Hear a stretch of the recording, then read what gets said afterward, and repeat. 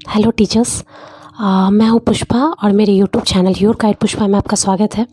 हम लोग 3 यूनिट ख़त्म कर चुके हैं प्रधान शिक्षा की तैयारी क्रम में, और प्रधान शिक्षा की तैयारी के क्रम में हम लोग देखे हैं कि 3 यूनिट हम लोग का ख़त्म हो चुका, और चौथा यूनिट जो चल रहा था, चौथा यूनिट यानी कि चौथा यूनिट का नाम था ईसीसी का उद्देश्य, उसका आवश्यकता है ना, प्रारंभिक बाल्यावस्था, इन सारी चीज़ों के बारे में हम लोग देख चुके हैं। और दीर्घकालिक उद्देश्य क्या है, ये सारा पिछले क्लास में लेसन के बाद हो चुका है। तो आज का जो हमारा क्लास है स्पेशली वही क्लास है कक्षा में विकासोनुकूल एवं विकासोनुकूल वातावरण कैसे निर्माण किया जाए, बाल केंद्रित वातावरण का कैसे निर्माण किया जाए, इसके अलावा समावेशी वातावरण का निर्माण किया जाए। तो बाल केंद्रित कक्षा या समावेशी जो वातावरण होता है उसका निर्माण करने से बच्चों को क्या बेनिफिट होगा, है ना, बच्चों को क्या फ़ायदा होगा, कैसे ये कक्षा इस तरह का कक्षा निर्माण करना हितकर होता है, इसके बारे में हम लोग आज के वीडियो में देखते हैं। तो चलिए शुरू करते हैं आज का क्लास। Thank you. शिक्षा शिक्षण, चाइल्ड सेंटर्ड एजुकेशन या चाइल्ड सेंटर्ड टीचिंग क्या है, इसको देखते हैं। बाल केंद्रित शिक्षा शिक्षण में शिक्षण का केंद्र बिंदु बालक होता है। इसके अंतर्गत बालक की रुचियों, प्रवृत्तियों तथा क्षमताओं को ध्यान में रखकर शिक्षण प्रदान किया जाता है। बाल केंद्रित शिक्षा में व्यक्तिगत शिक्षण को महत्व दिया जाता है। इसमें स्वाभाविक रूप से विकसित अनुशासन स्थापित होता है। वर्ड से आपको बहुत क्लियर हो रहा होगा, बालक केंद्र में है, बच्चा को क्या चाहिए, बच्चा को क्या, उसको क्या, किस चीज़ में रुचि है ना, उसका प्रवृत्ति क्या है, किस विधा से हम शिक्षण विधि में किस विधा से हम पढ़ाएंगे कि वो ज़्यादा उसको समझ में आए, है ना, ये उसे खेल में रुचि है या किन चीज़ों में उसे रुचि है, इस चीज़ों का जानकारी जो बच्चा के हित में हो, जो बच्चा की इच्छा अनुसार हो, उस तरह का जब शिक्षण प्रदान किया जाता है तो उसको हम बाल केंद्रित शिक्षा कहते हैं, है ना। और इसमें व्यक्तिगत शिक्षण को ज़्यादा महत्व दिया जाता है, बच्चा स्वयं भी सीखता है। इसमें बालक का व्यक्तिगत निरीक्षण कर उसकी दैनिक कठिनाइयों को दूर करने का प्रयास किया जाता है तथा बालक को स्वावलंबी बनाकर उसमें स्वतंत्रता की भावना उत्पन्न की जाती है। बालक चुने गए साधनों में से अपनी इच्छा अनुसार किसी भी साधन का चुनाव कर सकता है, अर्थात जिस विधि से बच्चा पढ़ना चाहे, जिस तरह से उसे अपनी स्वतंत्रता का भावना कि हाँ हम आज ये पढ़ना चाहते हैं, ऐसा कुछ ना हो कि यदि अभी इंग्लिश का विषय है तो इंग्लिश के विषय में इस टॉपिक को ही पढ़ाया जाए। यदि बच्चा कहता है कि नहीं आज मैम पोएम पढ़ा लेते हैं, मैम पूरे पोएम आज पढ़ना है, तो आज पोएम ही पढ़ लेते हैं, उसकी इच्छा अनुसार से भी हो जाएगी। तो ये जो शिक्षण व्यवस्था होती है थोड़ी लचीली, वो बच्चों की इच्छा अनुसार रहने पर, और किसी भी साधन का उपयोग करके हो सकता है। यदि पर्यावरण पढ़ा रहे हैं तो बच्चा बाहर फील्ड में रह करके पढ़ना चाहे तो वो और बेहतर है ना, बच्चा उससे जल्दी सीख पाता है। इसीलिए कहा गया है कि बाल केंद्रित शिक्षा, चुने हुए साधन प्राप्त होने पर बालक उस साधन के साथ संतोष प्राप्त होने तक कार्य कर सकता है। इस प्रकार किए गए कार्यों से बालक को मानसिक संतोष और शांति का अनुभव होता है। इस अनुभव से बालक का शारीरिक एवं मानसिक उत्साह उत्पन्न होने में सहायता मिलती है।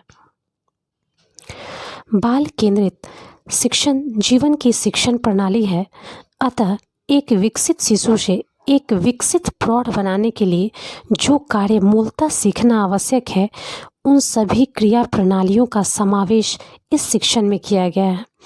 बाल केंद्रित शिक्षण पूर्णतः मनोवैज्ञानिक है। कहने का मतलब बच्चा जिस रूप में, जिस रुचि के साथ, जिस प्रवृत्ति के साथ आसानी से किसी चीज़ को सीख पाए, तो हमको उसी विधि का उपयोग करना है। और एक शिक्षक का इसमें बहुत महत्वपूर्ण योगदान हो जाता है, ताकि बच्चे के पहले उसकी प्रकृति को समझ पाएँ, बच्चे की प्रकृति को समझ पाएँ और उसके अनुरूप अपने शिक्षण विधि का उपयोग करें।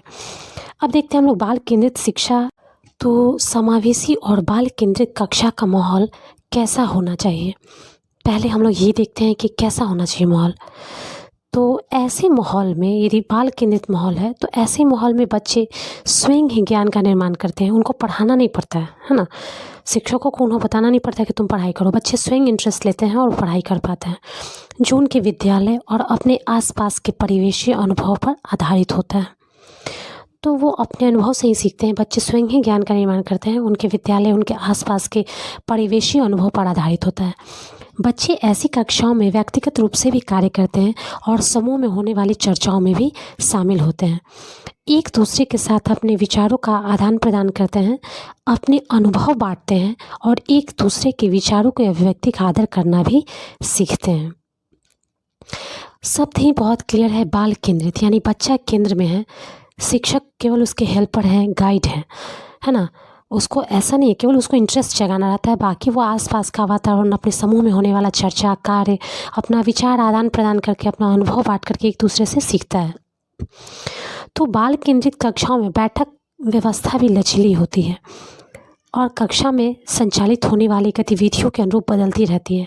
जैसे मान लेते हैं कि किसी कक्षा में यदि कोई एक्टिविटी कराया जा रहा है, तो ऐसा नहीं कि बच्चे पंक्तिबद्ध होकर के, लड़कियां एक तरफ लड़के एक तरफ बैठेंगे। सभी एक साथ एक पंक्ति में भी हो सकते हैं, गोलाकार में भी बैठ सकते हैं। यदि समूह चर्चा कराया जा रहा है तो 4-4, 5-5 या 6-6 जो बच्चों का आप समूह जिस तरह का निर्माण किया जा सकता है वैसा निर्माण करके कराया जा सकता है। तो बाल केंद्रित कक्षा में बैठक की व्यवस्था भी लचीली होती है और कक्षा में संचालित होने वाली गतिविधियों के अनुरूप बदलता रहता है। बच्चों के द्वारा खुद से विभिन्न गतिविधियों में तल्लीनता वाली स्थिति में शिक्षक शिक्षिका सुगमकर्ता वाली भूमिका में होते हैं। अब जैसे चैनल का नाम भी है गाइड। गाइड क्या होता है? एक सुगम, आपका रास्ता आसान कर देता है। वो आपको पढ़ाता नहीं है, रास्ता आसान, आपको एक गाइडलाइन दे दिया गया, पढ़ते रहिए। बिल्कुल शिक्षक का भी वही कार्य है।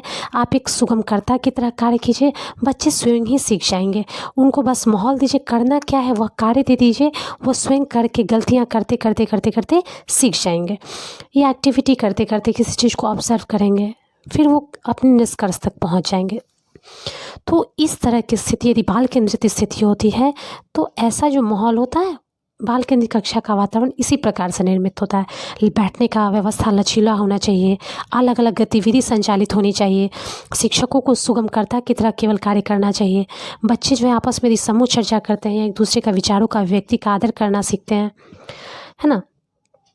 वो एक दूसरे से अपने अनुभवों को बांटते हैं। तो ऐसी कक्षा में व्यक्तिगत रूप से बच्चे जो है खुद, हर एक बच्चा भाग लेता है ना, और अपने परिवेशी अनुभव को शेयर करता है। बाल केंद्रित शिक्षण का जो महत्व है ना, बाल केंद्रित शिक्षण का जो महत्व है वो निम्न कारणों से है। पहला है बाल केंद्रित शिक्षण। बाल केंद्रित शिक्षण का विशिष्ट महत्व यह है कि इसमें बालक को सबसे अधिक प्रधानता दी जाती है। इसमें बालक की रुचियों और क्षमताओं को ध्यान में रखकर ही संपूर्ण शिक्षण का आयोजन किया जाता है।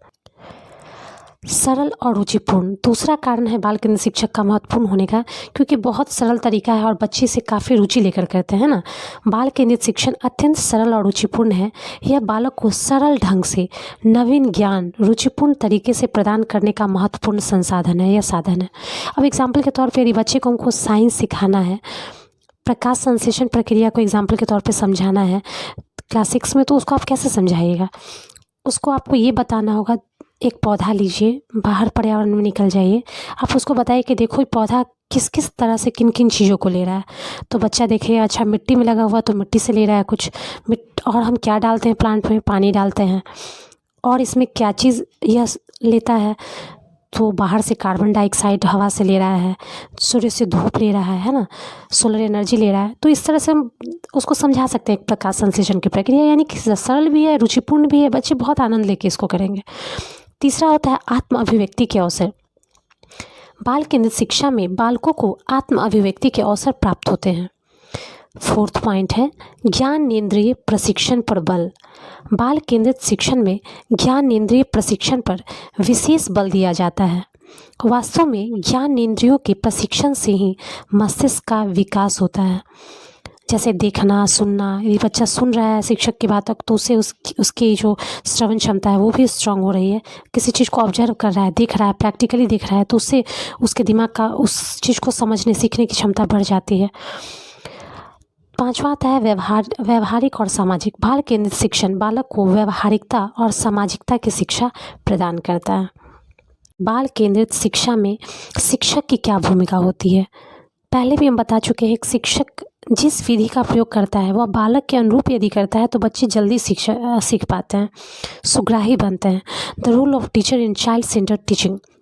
बाल केंद्रित शिक्षण में शिक्षक बालकों का सहयोगी, सेवक तथा मार्गदर्शक के रूप में होता है। वह बालकों का सभी प्रकार से मार्गदर्शन करता है और विभिन्न क्रियाकलापों को क्रियान्वित करने में सहायता करता है। शिक्षक को शिक्षण के यथार्थ उद्देश्यों के प्रति पूर्णतया सजग रहना चाहिए। शिक्षक का उद्देश्य बालकों को केवल पुस्तकीय ज्ञान प्रदान करना मात्र ही नहीं होता, वरन बाल केंद्रित शिक्षण का महानतम लक्ष्य बालक का सर्वोन्मुखी विकास करना है। ध्यान देना है, क्या रीज़न है। एक शिक्षक का उद्देश्य क्या केवल बच्चा को पुस्तकीय ज्ञान प्रदान करना है? नहीं, बालक का चतुर्मुखी विकास है ना, मानसिक, शारीरिक, सामाजिक, भावनात्मक सभी विकासों से पूर्ण करना है। अगला, इसीलिए शिक्षक को इस उद्देश्य की पूर्ति में बालक की अधिक से अधिक सहायता करनी चाहिए। यह कहना पूर्णतः सत्य है कि शिक्षक वह धुरी है जिस पर बाल केंद्रित शिक्षण कार्यरत है। एक शिक्षक यदि अच्छा शिक्षक है तो उसमें बाल केंद्रित शिक्षण को बहुत अधिक महत्व देगा। तो बाल केंद्रित शिक्षण की सफलता शिक्षक की योग्यता पर निर्भर करती है। शिक्षक किस प्रकार योग्य है, वो बच्चा के अनुरूप किस प्रकार की विधि का उपयोग करेगा जो बच्चे सीख पाए, यह उस पर निर्भर करता है। प्राचीन भारत में शिक्षक को ईश्वर के पश्चात द्वितीय स्थान प्रदान किया जाता था। बाल केंद्रित शिक्षण में शिक्षक माली के सदृश पौधों के समान बालकों का पोषण करके उनका शारीरिक, मानसिक तथा सामाजिक विकास करता है। शिक्षक ही बालक को पशु प्रवृत्ति से निकालकर मानवीय प्रवृत्ति की ओर उन्मुख करता है। इस प्रकार बाल केंद्रित शिक्षण के प्रमुख उद्देश्य को एकता का मूल आधार कहा गया है। शिक्षक का कर्तव्य है कि वह बालकों को इस तथ्य को बोध कराए कि वे स्वयं परम शक्ति के अंश मात्र हैं। बाल केंद्रित शिक्षण में शिक्षक को स्वतंत्र रहते हुए यह निर्णय कर लेना चाहिए कि बालक को क्या सिखाना है। उसके अनुसार ही स्थानीय पर्यावरण का चयन, पाठ्यक्रम, शाला समय, शाला दैनिक कार्यक्रम आदि का निर्णय स्थानीय समाज की आवश्यकताओं को ध्यान में रख कर करना चाहिए। तो यह हो गया एक शिक्षक किस प्रकार से, शिक्षक को पूर्ण रूप से यह निर्णय करना है कि बच्चा को सिखाना क्या है, कैसा पर्यावरण में सिखाना है, किस प्रकार का पाठ्यक्रम देना है, किस तरह का दैनिक कार्यक्रम सेट करें कि बच्चा को किस विषय को किस अंतराल में रखे कि बच्चे आसानी से समझ पाएँ, किस पाली में रखे, प्रथम पाली, द्वितीय पाली, किस समय रखे कि बच्चे सुगमतापूर्वक समझ पाए। एक शिक्षक ही निर्णय कर सकता है। इसीलिए बाल केंद्रित शिक्षा में शिक्षक जो होता है एक धुरी के समान है, एक माली के समान है। अब अगला हम लोग देखते हैं कि बाल केंद्रित शिक्षा का महत्व क्या है, उससे क्या बेनिफिट हो सकता है। पहला लाभ जो है वो है पाठचर्या का निर्माण मनोवैज्ञानिक सिद्धांतों के अनुसार किया जाता है। दूसरा लाभ बाल केंद्रित शिक्षा का, यह पाठचर्या बालक की आवश्यकताओं के साथ साथ उसके जीवन से भी संबंधित होती है। तीसरा, यह पाठचर्या बालक के सर्वांगीण विकास को बल देती है। चौथा, यह पाठचर्या लचीली है, अर्थात बदली हुई परिस्थितियों के अनुसार पाठ्यक्रम में परिवर्तन करना सरल एवं संभव है। फिफ्थ में, इस पाठचर्या में समस्त ज्ञान का समन्वय संभव होता है, जिसमें शिक्षा शिक्षार्थवादी एवं उपयोगी बन जाता है ना। समस्त ज्ञान का समन्वय होता है जिसमें शिक्षा शिक्षार्थवादी एवं उपयोगी बन जाती है। 6 नंबर पॉइंट, इस पाठचर्या में सैद्धांतिक पक्ष के साथ साथ व्यवहारिक पक्ष को भी महत्व दिया जाता है। तो आज का जो हमारा टॉपिक था वो खत्म हुआ। कक्षा में विकासोन्मुखी बाल केंद्रित वातावरण का निर्माण करना है ना। बाल केंद्रित वातावरण क्या है, इसका क्या लाभ है, एक शिक्षक की क्या भूमिका है, इसको हम लोग देख लिए हैं। अब नेक्स्ट क्लास में हम लोग मिलेंगे समावेशी वातावरण का निर्माण के संबंध में तथा प्रारंभिक वर्षों में विकास के विभिन्न आयाम एवं अधिगम किस प्रकार रही है प्रारंभिक वर्षों में, इसके बारे में देखेंगे। यदि प्रधान शिक्षक की तैयारी अच्छी चल रही है, वीडियो पसंद आ रहा है तो लाइक कीजिए, शेयर कीजिए और सब्सक्राइब कीजिए मेरे चैनल योर गाइड पुष्पा को। Thank you.